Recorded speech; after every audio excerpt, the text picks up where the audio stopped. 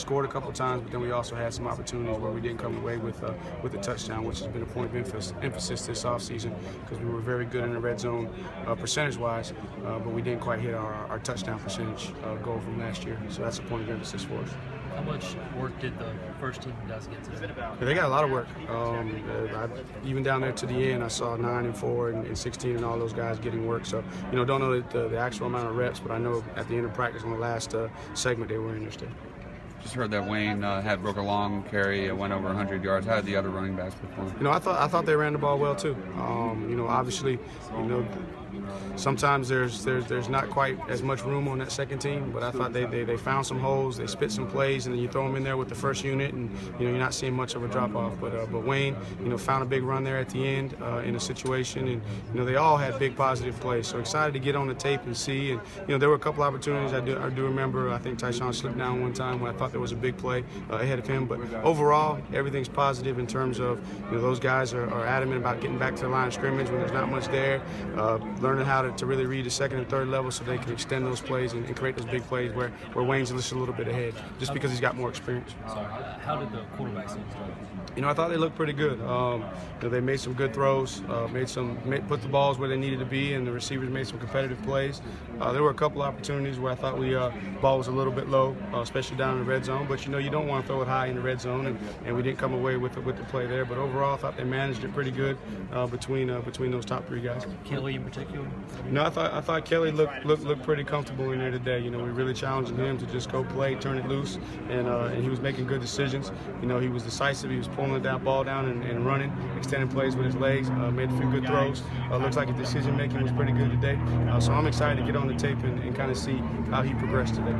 Was Kelly who got most of the snap? Did Deshaun get sparing work again? Or what? No, Deshaun worked pretty good. He started out and worked the first part, and I know he came back there at the end to work a situation that we wanted him to get some work on. But he was in there, and I don't know the actual breakdown in terms of Kelly and Nick, but they both were rolling and they both got first team reps too. How about in short yardage situations? Are you encouraged with how they played in those situations? Been pretty encouraged. Especially down on the goal line. We've had some success, which is tough versus our defense, because obviously they got great personnel, and that D line is going to be something special, especially interior D line, and then they're able to get an extra one in there when you're down on that goal line. So having success is encouraging there. That's the confidence that we need to go into the offseason so that we can build upon it, so that when we get into those situations in the game, we have the confidence going against our defense, because truth be told, we probably won't see a complete defensive line better than what we see every day in practice throughout the season.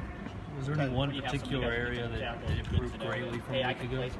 From a week ago, I thought the running game was more consistent. We were finding, we were more consistent in terms of 4 or 5, and then popping some big plays. It didn't look like we got the quarterback. We didn't have guys in his face, so I thought the protection was pretty decent.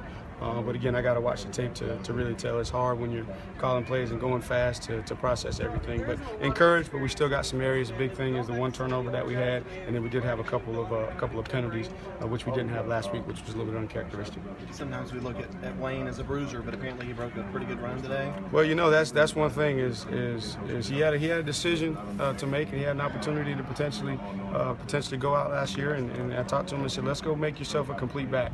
And so not only are we trying to add that element of finesse, but understanding when do I need to be finesse, when do I need to be a power back, and then really working on him catching the ball out of backfield. He made a good play on a screen play, which is encouraging. You're starting to see him more comfortable catching the ball, and for us in our system, and then for his future, those things that he needs to really work on. And I can't take all the credit for that. Wayne's done a lot of work, but Terry Allen and Diamond Adams, just having those guys who've played the position, played it at a high level, being able to coach him up, you're really starting to see him have the true feel of the position, which is allowing him to be able to be that bruiser, but then also turn it into finesse and skate and stay square and then pop and find. And it's encouraging to see how he's progressed just in the 11 practices back from the season. How do you do that? Is it just maybe sliding off of a block rather than maybe getting in behind a blocker? Is it, how do you do that? First, it's knowledge and understanding of how we're blocking it. Preparation in terms of studying. Obviously, we're going against our defense, so we're studying what they do schematically and kind of understanding how those backers fit and understanding how I can influence guys to fit where I'm not going. So you want to influence guys, set them up, and then stay square and be able to burst. And he's got all the raw materials. It was just a matter of time and experience and repetition and really getting to the point to where he had the experience and the knowledge base to where the game slows down. So the game is starting to really slow down. So if you look at the best of the best, they tell you that the game is slow to them. They can anticipate and see things happen, and that's where he's getting to. After 11 practices, are you seeing any separation with the two quarterbacks, the two backup quarterbacks? You know, it's day to day. You know, and then obviously Nick's had a tough situation with his class schedule. So in terms of the reps, Kelly's probably getting more reps, and you know they both bring something different to the table.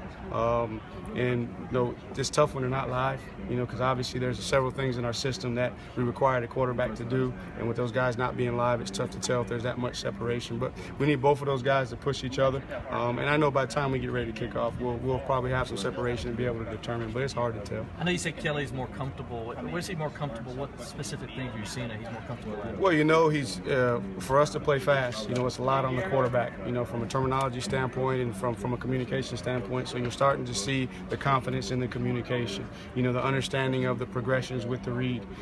Because again, Streeter challenges those guys to the utmost to make sure they can command the entire system.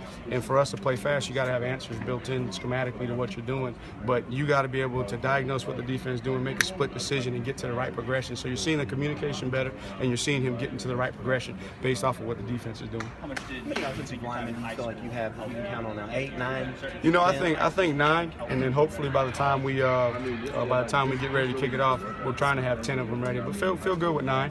Definitely 8. Feel good with a 9th, and then trying to push for 10. And if we can have 10 guys that we feel really good about, and again, spring is tough because you get bumps and bruises, and you know guys aren't in there. But really feel good with the first 5, and there's competition, probably 7 that you can go with, you know, right now, and then we got an 8 that we feel right on the cusp, and then we feel confident that by the time definitely 9, and then hopefully 10. So. Are you still seeing a lot of competition with Hearn and Morris and Crowder? Definitely. I think that Hearn and Crowder, you know, are the guys that have really kind of taken a step. You know, Hearn's not Hearn, but Maverick's not far behind, so he's pushing. We're really challenging him because we need all those guys. Because again, you know, look at the situation at tackle.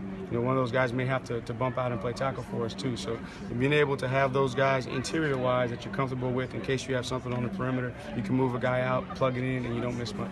What's the biggest thing you look for when you look at those running backs behind Wayne to see what's the biggest thing one of those guys can do to kind of separate themselves and become number 2 You know, it's back? just the consistency in every aspect of the game. Because one, with the new position, I'm upstairs, so I'm not down there with those guys during the game. So the communication is a little bit different. So they got to be able to function in every situation. So just the big, first and foremost, ball security. Can they protect the ball? Can they protect the quarterback? And then when they block it for 4, are they getting 4 yards, or is it a situation where they're getting 3, getting 2, just because they're not quite, you know, understanding the reads yet? So just really being a complete player, catching the ball out of the backfield, and I don't want there to be a difference. When Wayne's out, the next guy, you take the jerseys off the number and you couldn't tell the difference. That's really what I want for somebody to separate from that pack and really push Wayne.